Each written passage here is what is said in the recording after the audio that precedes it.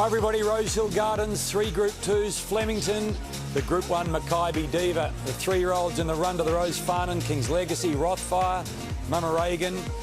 It is a mouth-watering clash over the 1,200 metres and, well, wait for age action. Makybe Diva, she was such a wonderful mare. She did what no other horse had ever done before. And Russian Camelot, Ollie looking for his 120th Group 1.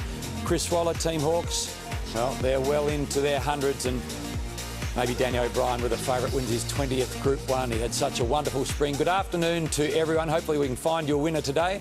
I'm sitting alongside a dual Group 1 winning trainer who trained his 300th during the week. Well done to you, Henry Dwyer. Many thanks, Hamish. Pleasure to be here. Great horses stepping out of the best stables all around the country. Middle of September, spring, the grass is growing. I heard a lawnmower on the way in today, so everything's well with the world. Tis the season. The menu says? Menu says we've got a huge day of racing today. We're Makybe Diva Stakes, we've got the Cups and the Cox Plate horses back, and if that's not enough to excite you, the new season 3-year-olds kicking around in the Run to the Rose, the Danehill, you've got the Captain Teebs and the Exford and the Dulcify down the bottom. So mares and the Let's Elope and the Shirako, it's a huge day of racing, Hame.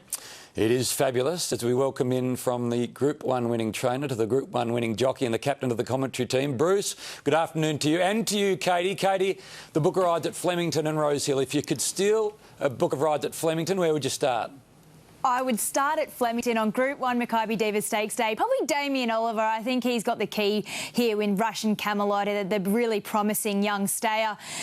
You've got Mark Zara there. He's got a solid book of rides, including Fierce Impact, who I give a really strong chance to knock off Russian Camelot later in the day. William Pike, he's partnering up with the West Aussies, Arcadia Queen and Perfect Jewel in the Group 1. He even made his way down to Moe during the week, so he would have got an experience there. Maybe got some moccasins, Hame, because I'm sure he will need them in Melbourne because it's been quite cold. And Daniel Stackhouse, he's got a really nice ride in the last in Minhaj. But let's look at the Sydney jockeys table, and they've all got strong books here, but I think the story of the day is Hugh Bowman. He's had the last 6 weeks off due to suspension. He's partnering Farnan in the Run to the Rose. He's a really exciting colt. He's back from his Golden Slipper win last preparation. So all eyes on Hugh Bowman today.